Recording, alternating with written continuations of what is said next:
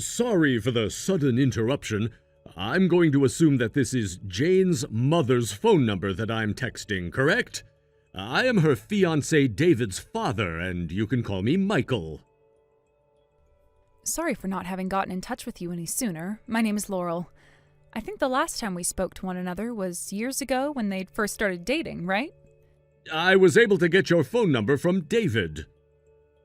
Yes, I heard about that from him. Sounds like you have something to ask me about, so what could that be? Well, then, allow me to get to all of that right now. Understanding that something like Jess's family having only been her and you, that would make for a bad picture of us, and I'm therefore going to ask that you do not come to her wedding in 2 days. What? By that, do you mean that you're upset with the fact that I'm her only parent currently? Correct, that's what I'm saying.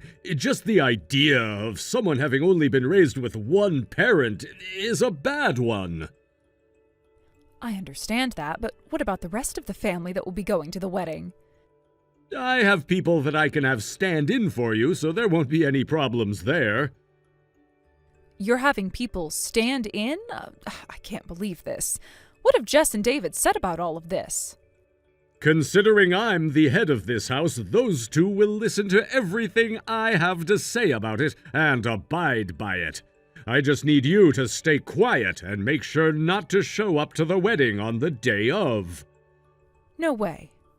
Anyhow, I'm going to need you to cut ties to Jess. I'm already having to take on someone like your daughter who had a stunted education and everything under you, so you should be more than thankful for that.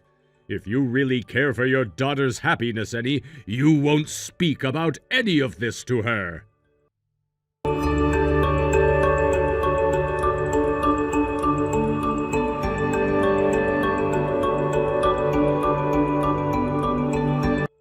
Laurel, hello. Do you have a moment to talk? Hello, David. Would you like to come with Jess and I to the wedding tomorrow in my car? What? You're the one who'll be handling things like Jess's makeup and her hairstyling, right? We should arrive at the wedding venue around the same time anyway, so wouldn't it be best if you came along with us both in the same car? Your house is on the way for us anyway, so if you don't mind, come along. Thank you, but David, have you not heard anything from your father about me? From my dad? Now that I think about it, he did say that yesterday he took some time to talk with you over text. Don't tell me he was being rude to you about something. He was talking to me. I'm sorry to have to say things like this about him to his own son, but I have no other choice, it seems. What the heck did my dad end up saying to you? Do you want to take a look at all the things he sent to me yesterday? I think sending you the screenshots would be a much more efficient way of handling this, instead of me trying to explain things. That's a good point. You can send me those screenshots. Wait! If you don't mind this, how about I make my way over to your house right now, and you can show me everything he said to you in person. And if things require it, we can begin to talk about how to deal with my dad right away. If you're going to be coming, then can you bring Jess along as well? Of course I can. She already said to me that she wants to come, so we'll be coming together. Understood. I'll see you both soon, then.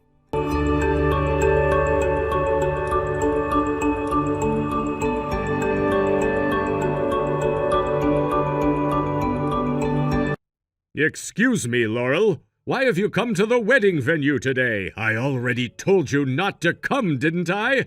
I can see that you're over in the bride's changing room as well right now, so what do you think you're up to there?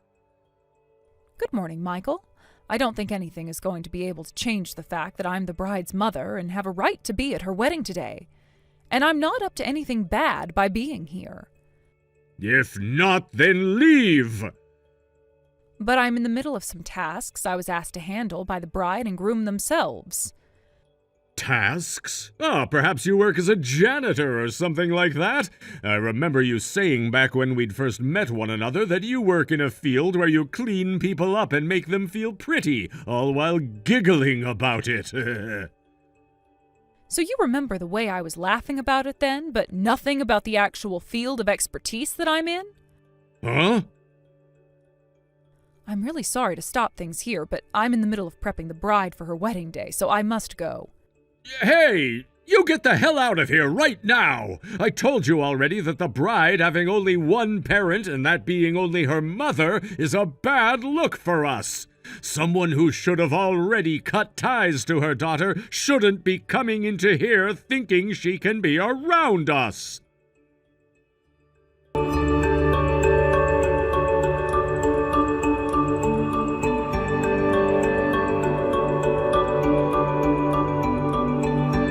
David, I started to get some more texts from your father.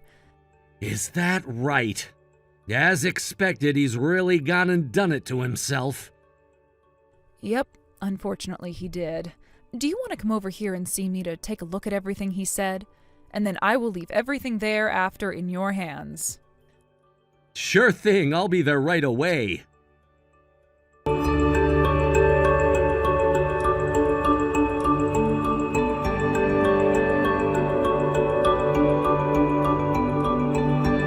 Dad, you go home right now. What? I don't want you to be at my wedding anymore. David! I just spoke with both Mom and Grandma a second ago, and the both of them are furious with you now. What are you going on about right now, David? If you don't have the both of your parents there during your wedding, you're going to make a bad image for yourself.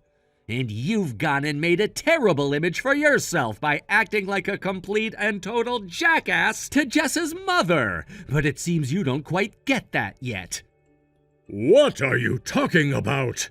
Jess's mother works as a hairstylist, and not just any stylist, but one working at the top hair salon here in this city. She does the hair of so many celebrities that you probably can't even count them all. What? She works at a hair salon that even celebrities are going to? That's right, and it's the exact same place that both Mom and Grandma have been going to for years now, and are very familiar with Jess's mother because of it. And the only reason Jess and I were able to meet in the first place was because of their relationships. Then, here's something that I think you of all people will find very important, Dad. What is it? It seems that a lot of those hair salons have been left under the supervision of Cameron. And you know that Cameron has plenty of other businesses that he's taking care of as well, right? And the main company that he's in charge of happens to be a massive business partner of the company you're working at, Company W. What? He happens to be Jess's brother, but you never met him before because all of the times you guys were around, he was busy with things like the businesses. But you did get his business card at one point, correct? His business card? So that's what that business card was all about? Don't tell me you threw that card away or something. So you did toss it. I thought he was going to try talking to me some more later on about how he wanted to sell me his lovely company or something, considering he never had a father growing up to make him into a proper businessman. Jesus! So you didn't even have a look at his business card to see the kind of man he is. And when you were told about where Jess's mother has been working, you didn't listen to any of that either. Seems neither your eyes or ears are of any use to you then. Whoa! How dare you say things like that to your father? Everyone and their mother knows that fatherless households like theirs are utter disgraces. Sorry that you can't seem to wrap your head around that or anything. That is why I asked for Laurel to stop talking to Jess anymore, so that this family's image didn't have to be stained by her. I see. And here's a response from Cameron, the CEO of Company W, to what you've said to his mother. Then, this is the end of my company and your company's relations as well, correct? What? Dad, you were the one in charge of business relations between Company W and your company, right? Seems that you've been causing a lot of trouble for Cameron's company and the man he left in charge of relations with you, all because he's a bit younger than you. Well, just a couple of days ago, on Friday to be exact, that man went and made a complaint to your company about how you've harassed him. He complained? Your company was told that as long as you are overseeing the business relations, there would be no more business between you guys and Company W. What was that? In preparations for this wedding today, you took off that Friday, right? Well, when it comes to this Monday, you're going to be hearing all about what's happened while you've been out of the office.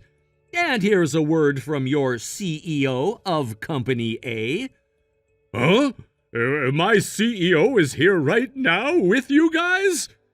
Cameron happens to be close friends with your CEO, and considering how long they've been friends for, he's also family friends with Laurel and Jess.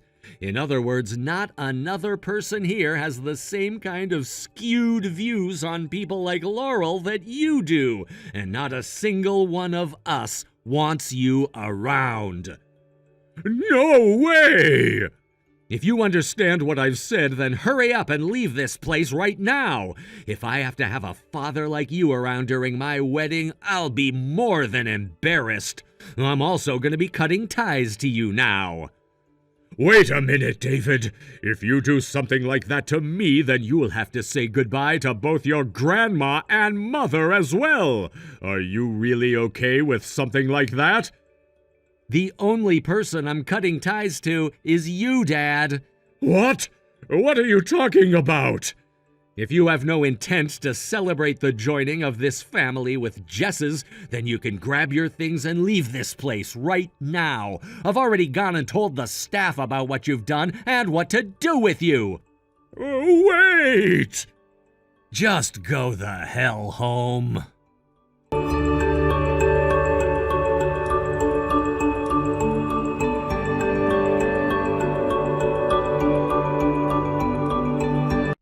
Laurel, please, can you find some way to talk my wife out of what she's thinking?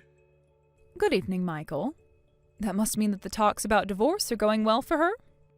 That's correct. I would really like you to go and have a word with her right now to try and avoid this divorce, or else... I hear that she's the owner of that house and everything, so if you get divorced by her, you have to go. That's absolutely right. I heard this from your wife as well, about how back in middle school you had to start living in a fatherless household. What? I'm not sure what kind of person your mother was, or in what way she raised you that led to you becoming the pathetic man you are now, but with you so against me and the person I am, that must mean that you are also against your own mother and downright hate her, correct? Yes, that's right. She was divorced by my father because she was too ugly and useless for him. I wanted to go with my father after the divorce, but my mother took custody of me anyway. I hated my mother because she put me into that fatherless household and would be gone day after day working, yet still not make enough to get us out of poverty. Also, she'd never bother to care for me, and that's why I hate her more than anyone else. So she was having to work her butt off in order to take care of her only child? Had she just forgiven those 1 or 2 times of cheating? Huh? Had she just done that, then I would have never had to have grown up like that without my father around. I'm sure the same thing can be said for you, right? Even if you've raised 2 excellent kids, you're never going to free yourself of being that crappy parent to your children. Any mother who is divorced by their husband has to be completely useless. Speaking about me like that will only hurt you more. Because the reason I ended up being a single mother is due to my husband passing away to his chronic illness. What? Considering that this will most definitely be the last time you and I ever talk to one another, I don't want to say anything more to you.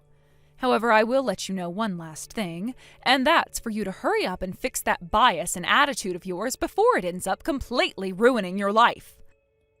Wait! Goodbye now.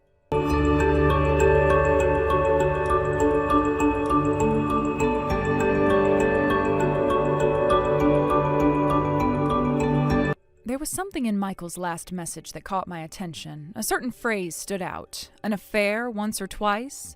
It made me wonder if there was more to the story, and as it turns out, my suspicions were correct.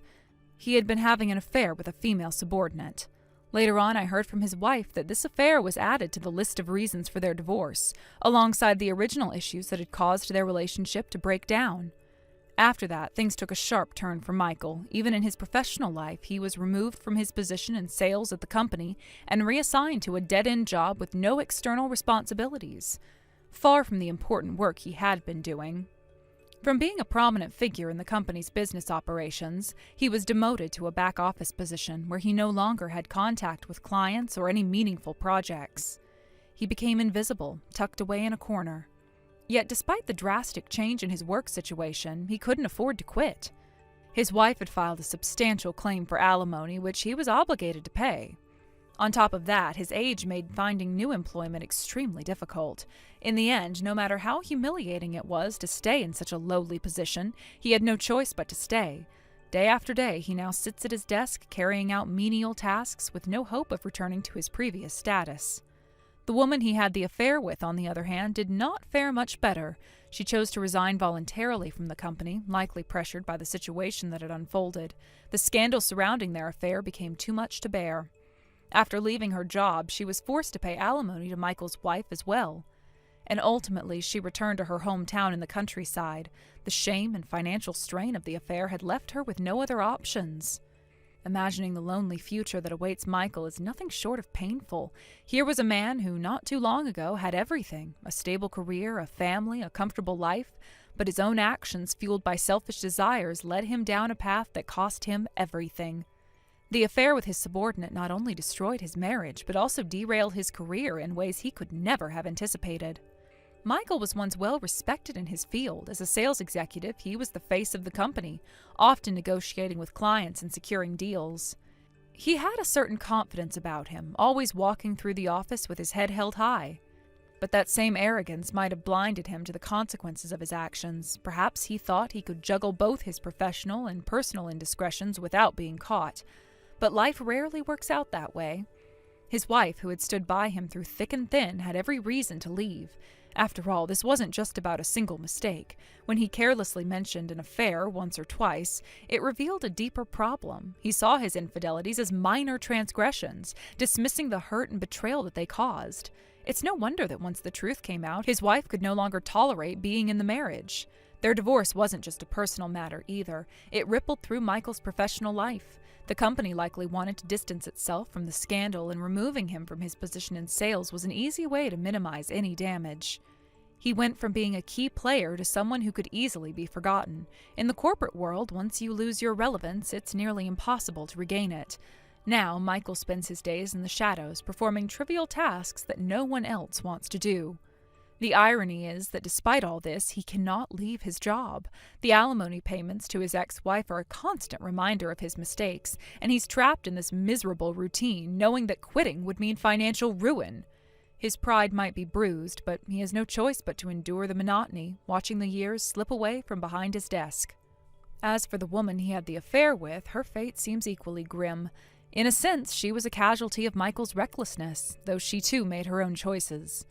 Voluntarily resigning from the company was likely an attempt to escape the shame of being known as the other woman, but it came at a great cost. After paying her share of the alimony, she retreated to the countryside, where her career prospects are likely limited. One can only imagine the isolation she must feel now.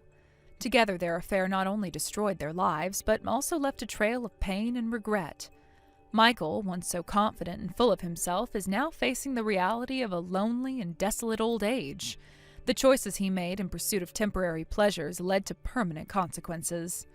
Thank you for watching and listening. We hope you enjoyed the video. Don't forget to like this video and subscribe. Also, feel free to leave a comment about what you thought of the story. We look forward to seeing you at the next story. Thank you for watching. Please subscribe and hit the like button. See you next time.